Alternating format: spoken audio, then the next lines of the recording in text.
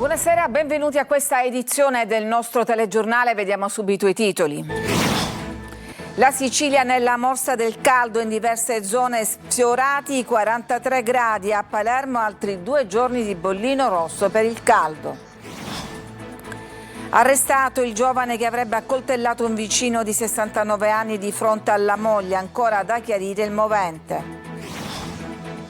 Mitragliatrice e munizioni rubati nel carcere di Bicocca a Catania. 4 arresti, c'è anche un agente di polizia penitenziaria. Condanna all'ergastolo per 2 tunisini, zio e nipote, che uccisero un cameriere marocchino. L'omicidio nella zona della Movida di Palermo 3 anni fa.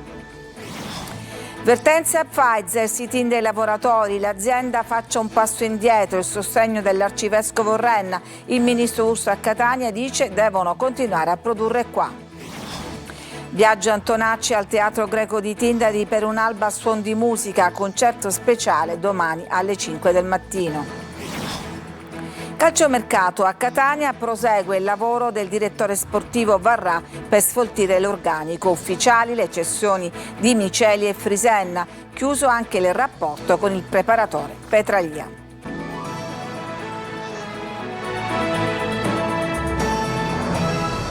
Dunque la Sicilia continua a restare nella morsa del caldo. Domani allarme rosso per incendi in tutta l'isola, in diverse zone sfiorati 43 gradi e le temperature saranno in ulteriore aumento anche nella zona orientale. Sentiamo Angelo Gagliano.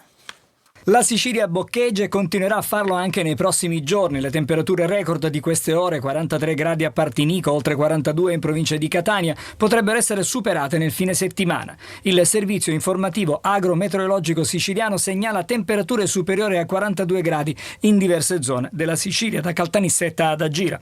L'abbraccio soffocante dell'anticiclone africano, secondo gli esperti, potrebbe portare la colonnina di mercurio, in particolare sul versante centro-orientale dell'isola, a sfondare la soglia dei 45 gradi. L'allerta resta alta, ma non solo per l'ondata di calore, anche per il rischio incendi. Bollino rosso a Palermo, mentre Catania e Messina sono state inserite nella fascia di allerta arancione. Sicilia assediata dal caldo, abbiamo detto, e come sempre puntuali riappaiono i piromani. Ad Alcamo, nel Trapanese, i carabinieri hanno arrestato un uomo per l'incendio boschivo, con l'aggravante di avere danneggiato aree e specie animali protette.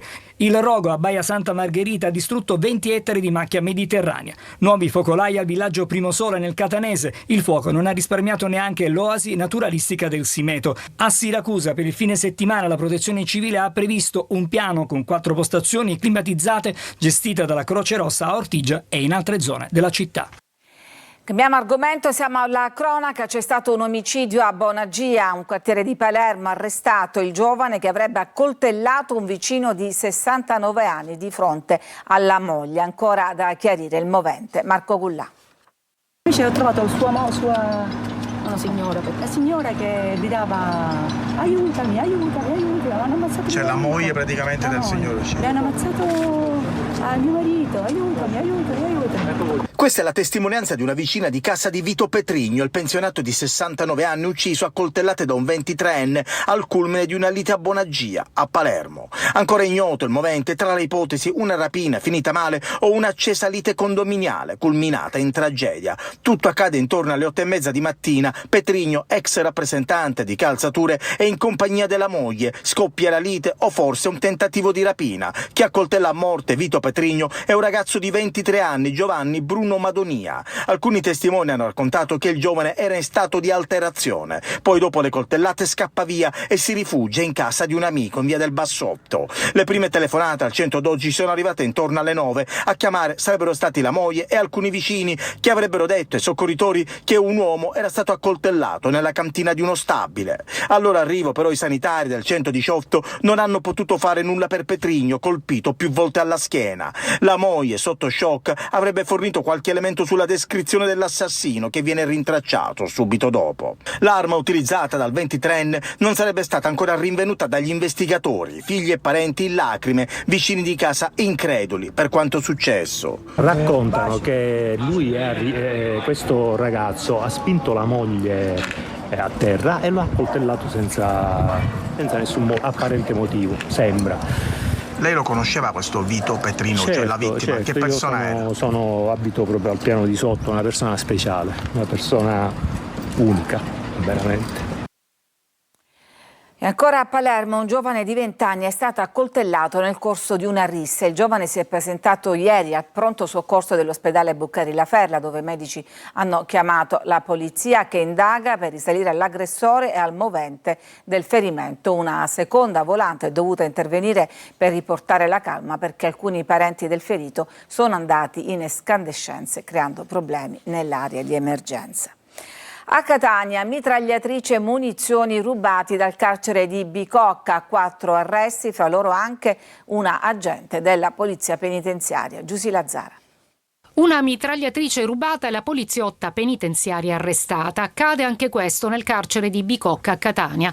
L'anno scorso sparisce una pistola M12 con le munizioni. Le indagini si concentrano subito sull'agente penitenziaria che per ultima aveva utilizzato l'arma. Lei, pensando di farla franca, si era impegnata a dare una mano nelle indagini, millantando anche conoscenze in ambienti criminali. Così aveva indicato una donna con precedenti penali che poteva fare da tramite per il recupero dell'M12. Si scopre invece dalle intercettazioni e dalle dichiarazioni di fonti investigative che l'agente penitenziario era in contatto non solo con la donna indagata, anche per spaccio di stupefacenti, ma con i figli, uno dei quali aveva preso e nascosto l'arma rubata in carcere e, lo vedete in queste immagini, l'aveva nascosta vicino all'abitazione dove viveva con la famiglia. Poi sui social si vantava col fratello, mostrando le armi. Dalle intercettazioni si è scoperto che nel furto era coinvolto anche un detenuto del carcere. L'arma è stata recuperata. L'operazione della Polizia di Catania e della Polizia Penitenziaria di Palermo ha portato alle misure cautelari. Per tutti e 4 l'accusa è di peculato, detenzione di armi da guerra e spaccio di stupefacenti. Condanna all'ergastolo per i 2 tunisini, zio e nipote, che uccisero un cameriere algerino. L'omicidio avvenne al centro di Palermo 3 anni fa. Maglio Viola. Uccisero un cameriere del locale concorrente dopo averlo seguito in piena notte. Adesso dovranno scontare l'ergastolo. Zio e nipote, entrambi tunisini residenti a Palermo, sono accusati dalla procura di essere uno il mandante, lo zio, l'altro l'esecutore materiale, il nipote, dell'omicidio di Samir, il cameriere algerino assassinato in piena via a Roma la notte del 4 novembre 2023. Secondo la prima ricostruzione, il delitto sarebbe maturato dopo un conflitto fra buttadentro, ovvero i camerieri incaricati di reclutare i turisti che passano invitandoli a diventare clienti, entrare e consumare. Un movente che però non è mai stato dimostrato e che presto è uscito di scena nel processo. Pur senza un movente chiaro, zio e nipote tunisini sono stati condannati anche se da sempre si professano innocenti. L'accusa ha infatti presentato le immagini della videosorveglianza cittadina che mostrano come la vittima sia stata seguita dopo aver finito il turno di lavoro. Le riprese hanno poi mostrato i movimenti del killer, permettendo agli inquirenti di ricostruire la dinamica. Ora è arrivata la condanna all'ergastolo per entrambi. In Sicilia il paradosso dell'acqua che fra norme, infrastrutture e polemiche resta un diritto negato. Gerry Italia.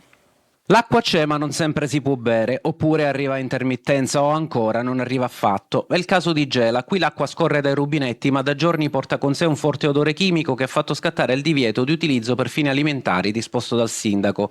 Le prime analisi di Caltacqua non evidenziano contaminazioni né valori fuori norma, ma i controlli proseguono insieme a Siciliacque per capire da dove provenga quell'odore che continua a preoccupare i cittadini. Ed è proprio a Gela che la protesta prova a trasformarsi in iniziativa politica. Al gazebo, organizzato da Controcorrente, si raccolgono firme per chiedere la rescissione del contratto con Siciliacque. Siamo arrivati quasi a 10.000 firme in giro per la Sicilia e questo è qualcosa di straordinario. Nel pieno caldo, in appena 10 giorni, la Sicilia vuole avere un servizio idrico che funzioni, non vuole avere un servizio idrico che faccia business e interessi sul lucro, che è la cosa più importante, che è l'acqua. E la prossima tappa del gazebo sarà proprio a Siracusa, dove l'emergenza sembra fare un passo avanti e uno indietro. A Ortigia l'acqua era tornata a scorrere, ma solo per poco. La pressione è nuovamente diminuita e in alcune zone nei rubinetti sono rimasti ancora una volta a secco. E infine il paradosso di Agrigento, nella borgata di Maddalusa. Qui l'acqua non manca perché non c'è, ma perché non può arrivare. Le abitazioni sorgono in un'area sottoposta a vincolo e prive dei requisiti di legge. Dopo settimane di tensioni, il tavolo convocato in prefettura ha aperto uno spiraglio soltanto per le persone più fragili. Anziani, bambini piccoli e disabili potranno ricevere l'acqua fino alla fine dell'estate. Poi, salvo nuovi sviluppi, i rubinetti torneranno a chiudersi.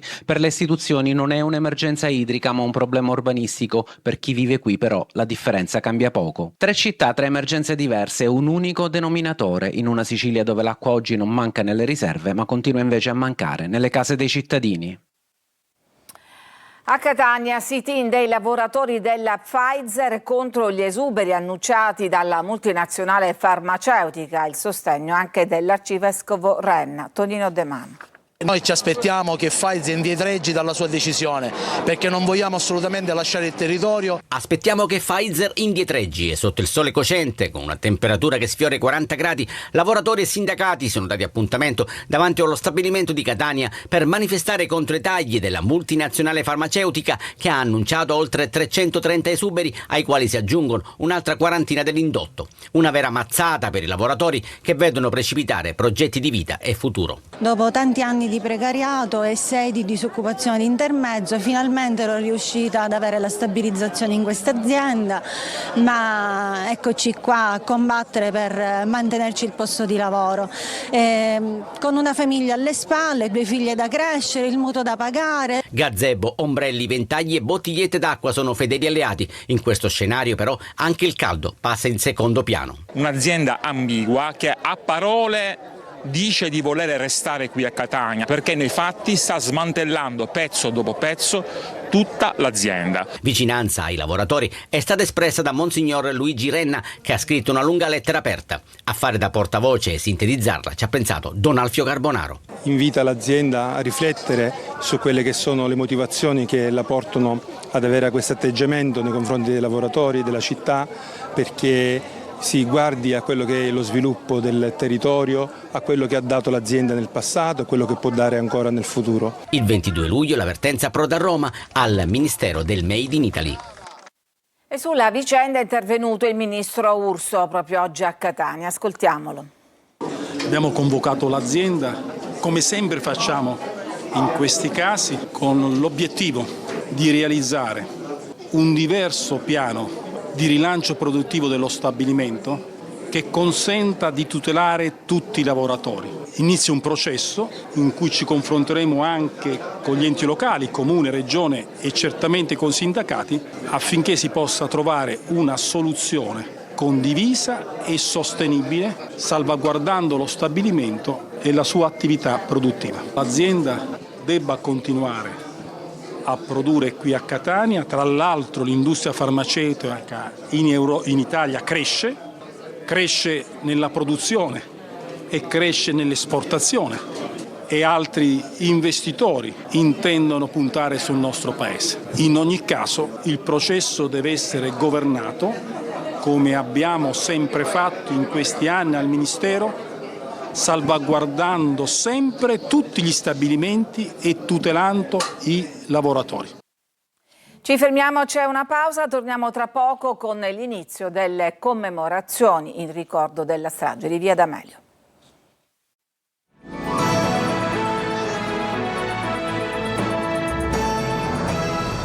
A Palermo iniziano le iniziative in ricordo della strage di Via D'Amelio del 19 luglio. Al Tribunale di Palermo una mostra fotografica. Marco Gullà.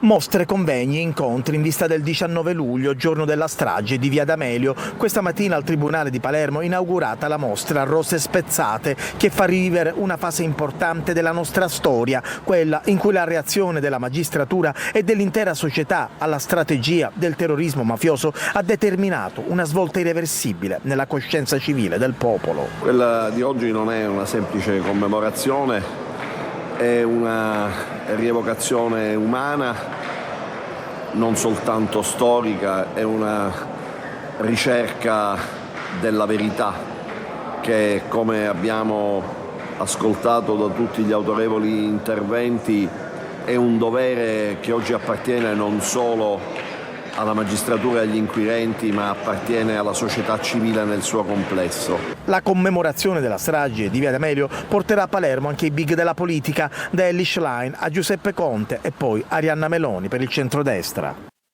Va in uno sportello bancomat per effettuare un prelievo nella zona vulcania di Catania e trova 500 euro dimenticate da chi prima di lei aveva compiuto delle operazioni bancarie. Una giovane catanese non ci ha pensato due volte e ha consegnato l'intera somma ai poliziotti del commissariato Borgo Ognina. Gli agenti hanno rintracciato il proprietario, un anziano che in un momento di confusione aveva dimenticato le banconote. Il Policlinico di Palermo utilizzerà l'intelligenza artificiale per compilare la prima bozza della lettera di dimissione post-ricovero. Il primo banco di prova sarà il reparto di gastroenterologia per sperimentare con l'AI uno dei documenti più importanti del post-ricovero e facendo così risparmiare tempo ai medici. Una bimba di 3 mesi è stata trasferita d'urgenza da Catania a Roma a bordo di un velivolo dell'Aeronautica Militare. La piccola, in imminente pericolo di vita, era ricoverata al Policlinico di Catania. Dopo l'atterraggio a Ciampino è stata trasferita in autoambulanza al Policlinico Universitario Gemelli di Roma. L'Alba a Tindari attraverso la voce e la musica di Biagio Antonacci, concerto speciale domani mattina alle 5 in uno dei teatri antichi più suggestivi del Mediterraneo. Desiree Ferlito. Passeggio dentro il mondo. C'è un luogo dove la musica incontra il mare, il sole e la storia ed è proprio lì, nel Teatro Greco di Tindari, che Biagio Antonacci ha deciso di regalare ai suoi fan un'emozione in più. E se è vero, batti un colpo, amore mio. Dopo le 10 date siciliane, già tutte sold out, il cantautore ha annunciato un 11° concerto speciale. Si terrà all'alba di domani alle 5:15 del mattino, quando il sole sorgerà sul promontorio di Tindari, trasformando uno dei teatri antichi più suggestivi del Mediterraneo in un palcoscenico a cielo aperto. A un certo punto della mia carriera mi voglio permettere di guardare il pubblico negli occhi e portarlo a guardare con i loro occhi questa meraviglia. Di contarmi. E se è vero che Un evento unico, battezzato Vivere l'Alba Insieme, nato dal desiderio di restituire l'affetto ricevuto dalla Sicilia in queste settimane. Un legame che il pubblico ha potuto seguire anche attraverso i suoi social, dove il cantautore si è mostrato sempre più immerso nella vita dell'isola. E conoscere veramente chi lavora in questi spazi e il popolo che occupa questi spazi, la mentalità, la cucina, la simpatia, l'accoglienza. se io fossi stato un po' meno distante, un po' meno orgoglioso, un po' meno che se lei Con un abbraccio musicale destinato a rimanere nella memoria del pubblico. un po' meno fammi sentire se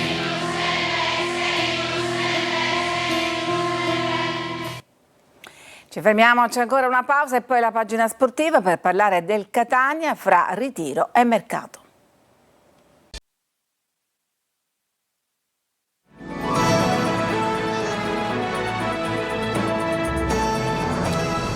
Siamo al calcio, il Catania è impegnato su 2 fronti, si lavora in sede agli ordini di Longo, mentre il direttore sportivo Varrà è indaffarato a sfoltire l'organico. Tonino De Mano.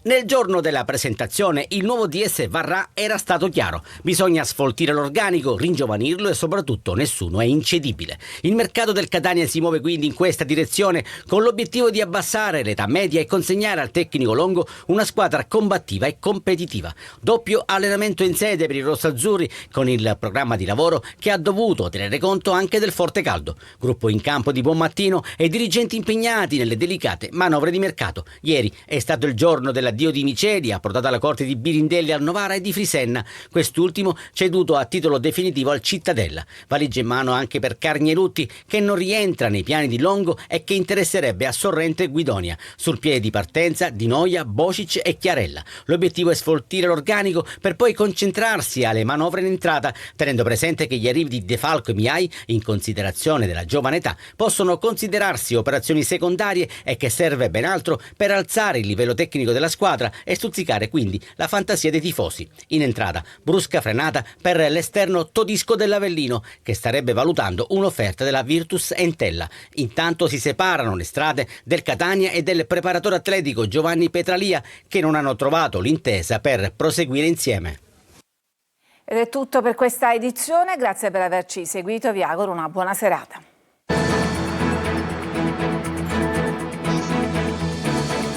Entra nel mondo dell'informazione con l'app Sicilia Web. Resta sempre aggiornato con le news e le live in diretta.